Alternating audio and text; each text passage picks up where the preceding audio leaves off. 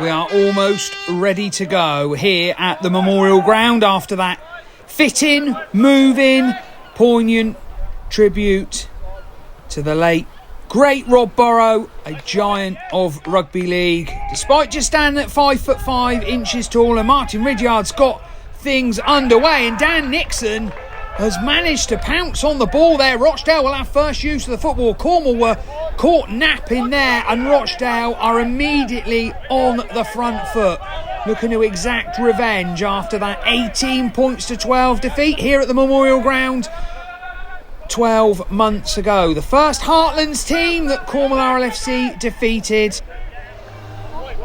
Cornwall ended their most recent clash in positive fashion, a dominant second half performance against Newcastle, 24 unanswered points, and the Chuffs have forced a goal line drop out there. And that's Harry Boots with a big barnstorming carry, already into range for the Chuffs. Nickel looks to snipe away from dummy half. He eventually gets to his feet. Boots with his second carry of this set. Cornwall making good metres up the middle. Still 0-0.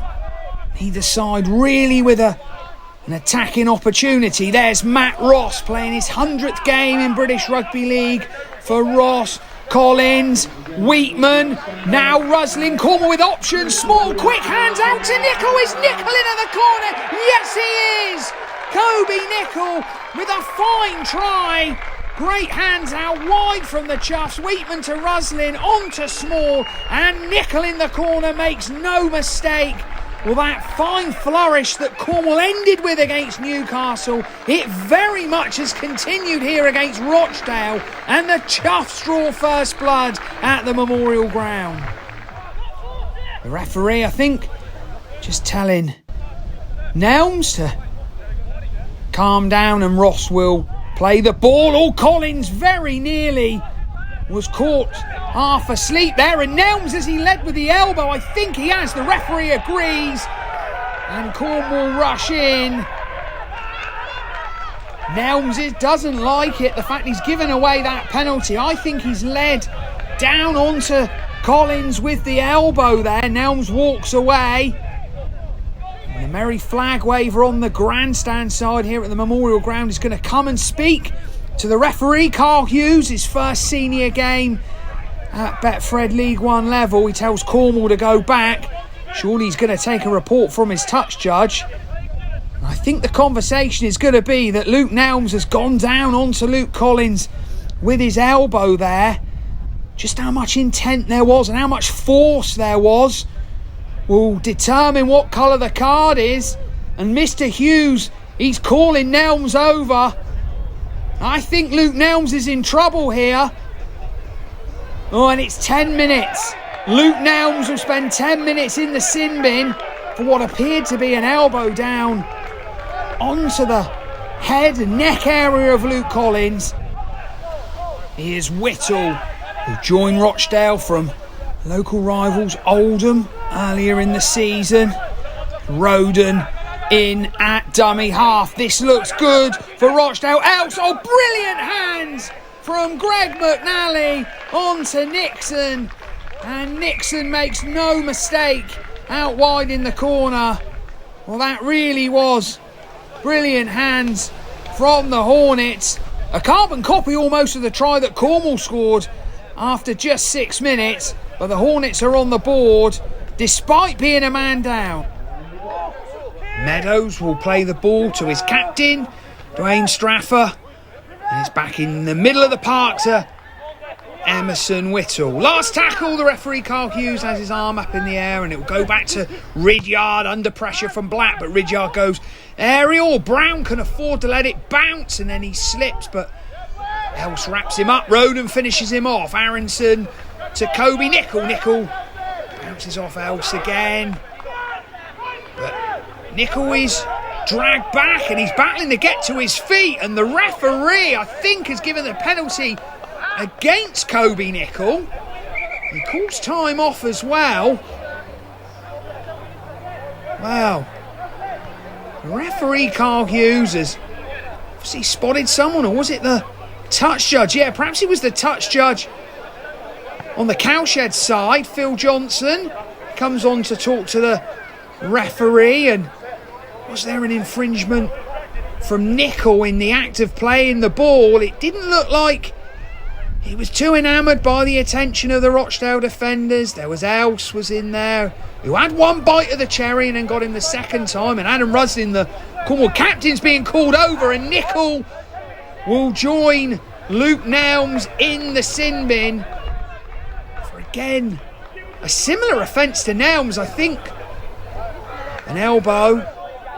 Rochdale just a couple of metres shy of this Cornwall line. Ridyard onto Straffer. Straffer went to go to Meadows, dummied, but then took the tackle. Here's Roden. Roden spotted a gap in the Cornwall defence and he's gone through it. I think he's got the ball down, and the referee agrees. A second try of the afternoon for Rochdale, and it's the hooker Aidan Roden. And Harry Boots has taken a nasty one for his corner there. Blood streaming from the head of Boots. Accidental, it definitely was. With Roden scoring the try, Boots will acquire some attention before the conversion is taken.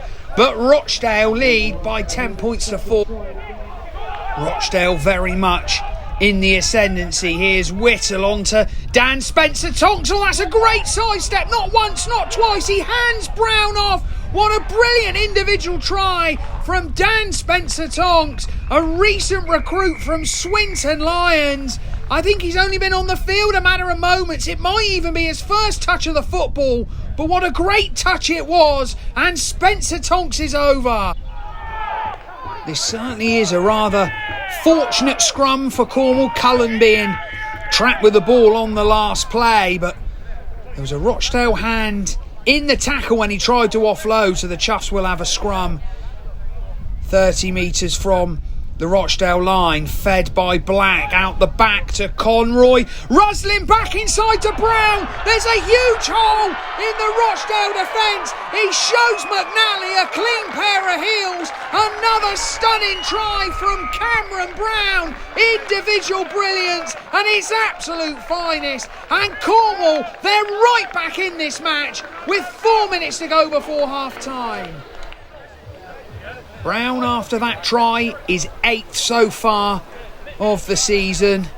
Another impressive campaign, 14 tries.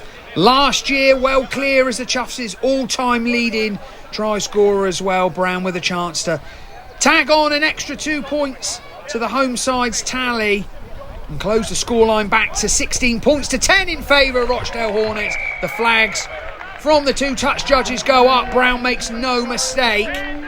And Cornwall have hauled themselves right back into contention as we approach half-time. We must only have a matter of moments to go in this first half, and Greg McNally has it say to the referee. That's been a common theme throughout this game. McNally very vocal towards the official. Can't force the great offload from Tonks. Rochdale going to be in out wide. Oh, that is a hammer blow to Cornwall. And it's Luke Forber who goes in at the corner. Well, great hands from the prop forward, Dan Spencer-Tonks, who's made a real impact since coming off the interchange bench. He scored one try, created another. Rochdale could have kicked for goal there, but they didn't. They ran the ball. And the Hornets have just opened up a gap. Could that try be decisive?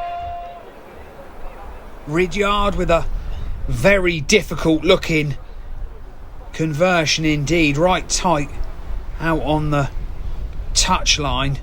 Forber going in at the corner. Ridyard. That looks like it's faded just wide, and it has. The flags do not go up. The referee signals half-time as Rochdale lead Cornwall by 20 points to 10. It's probably a deserved lead for the Hornets as well, but Cornwall will be kicking themselves for the try they conceded in the closing moments of that opening 40 minutes, with Luke Forber going in at the corner. And that has stretched the Rochdale lead to 10 points. Cornwall scored at this end of the ground in the last game against Newcastle directly after half-time. What can Rochdale do? This looks promising. Ridyard, there's an overlap, and Nixon! Dan Nixon with his second try of the afternoon. That is a hammer blow for Cornwall. A brilliant start to the second stanza for the Hornets. They've scored tries either side of the interval to put them firmly in the box seat. Conroy goes in at dummy half. Cornwall 12 metres away from the Rochdale line. Ruslin to Black. Brown's chimed into the three-quarter line. Brown dummies! And he sold the dummy to Meadows. And Brown is over. Cornwall, they are right back in this game. Cameron Brown with another fine individual effort to go alongside his four-pointer in the first half. He is simply unplayable, untouchable at the moment, and he has hauled Cornwall right back into contention. Delay in this scrum. I think the referee's just trying to get Nathan Conroy to lock the scrum down. Brown, and now out to Aronson. Aronson, he's gone round Nixon. Oh, great pace from Harry Aronson. Oh, but the ankle tap from Nixon has just stunted his progress, but he's found Brown. Brown, oh, he's stopped as well, and his looping pass has found Nicol. Nicol steps inside Else, brushes Meadows off, who's having a horror afternoon. Dean Meadows playing out of position in the centre, and it shows too. Conroy onto Wheatman. Huge carry from Wheatman. Huge impact. Conroy again. Is he going to pinch one on his own, Conroy? That's great defence from Rochdale. Josh Rhodes in at dummy half. Rhodes, will he burrow his way over? Rhodes is over, but he's held up. Cornwall, they're not knocking on the Rochdale door. They're hammering, trying to get it open.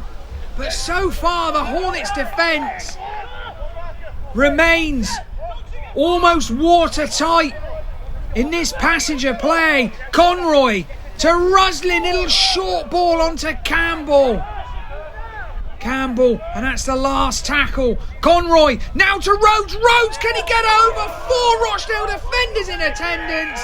And Rochdale will breathe a huge sigh of relief. Cornwall went from one end of the field to the other. Brilliant break from Aronson and Brown, but Rochdale cling on. 12 points is the difference. Rochdale leading by 26 points to 14. Here's Black. Brown again looking threatening. Brown's dabbed in behind. One for Aronson to chase. He's knocked it back inside. Mitchell touches down. But I think Aronson was in touch, and the referee says that it will be a tap and a 7-tackle set as well for the Hornets. Rochdale with Spencer Tonks, so he's just brushed Ross aside like he wasn't there. Here's Forster. Forster's cut back inside Small, and he's still going. Forster, he finds Forber, and as Forber gone in the corner, Brown tried his very best to shove him into touch, but the referee, Carl Hughes, with some help from his flag waver, has said that Forber has scored, and could that try be the one that finally breaks this brave Cornwall resistance? That second try of this second stanza for Rochdale has just put a little bit of daylight between the two sides. Oh dear, Dean Meadows. Well, I said earlier on that he was having a game to forget, and his nightmare continues. Meadows stone dropping that hanging short kickoff, and Cornwall, well, they're not quite drinking in the last chance saloon. They're not far off, but they will have an attacking scrum 40 metres from the Rochdale line. Rochdale in no hurry to set the scrum. Cornwall do need to get on with things. They trail by 30 points to 14. It'll be Bailey Black to feed the scrum. Collins now on to Ruslin. Ruslin's kick through. Brown's off. Brown's ahead of that man Meadows. Will he touch down? Yes, he has. Cameron Brown becomes the first Cornwall player to score a hat-trick. But hang on, the referee, Carl Hughes, has not given it yet. Well, Greg McNally, like he has been all afternoon, in the ear of the referee. The merry whistleblower calls time off, and he has not given the try. The only thing I can think of is it was Brown was offside from the kick. Rochdale are on Cornwall's 30-metre line. Openshaw. McNally, oh, that's a mile forward to Forber, surely. How has that not been pulled back? Well, that looked a country mile forward, but not in the eyes of the two officials. The flag waver, who was quick to pull Brown back when he was offside, has ruled that McNally's pass, which for mine looked 3 or 4 yards forward, was okay.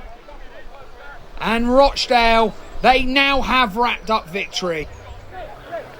Well, we can only be a matter of seconds away from the end of the game. Small will go to the sin bin for the professional foul, and now Small and Nelms come together. Well, that looked like Nelms aimed his head towards Aaron Small. We will be going to the sin bin for that professional foul, and the players come together. The referee's telling Cornwall to go back. The siren has sounded. Well, this is an unsavoury end to the game. We know Aaron Small's off to the bin. He's now holding his face, talking to Sam Gilder, the Cornwall trainer. As the referee converges with his 2 touch judges, what will be the outcome? He's looking towards Small. He's bringing Small and Adam Ruslin over. Reaching for his back pocket. Surely this will just be the yellow card, but no, it's a red card. Well, Small seemed to be, well, I can't quite say the innocent party, but certainly not the aggressor in that incident after he committed the professional foul. Sarcastic applause from Nelms, who appears to have got away with one there. The siren's gone. So Rochdale will kick for goal. Just to add some salt into those Cornwall wounds. The Chuffs, who played ever so well in that second half. A little bit of a lack of composure when they got near the Rochdale line, and some good Hornets defence, we have to say, kept them to just 1 try. As the kick goes over from Ridyard, and that's the end of the game. Rochdale have prevailed by 38 points to 14 to secure their 4th consecutive win, as Cornwall are defeated at home.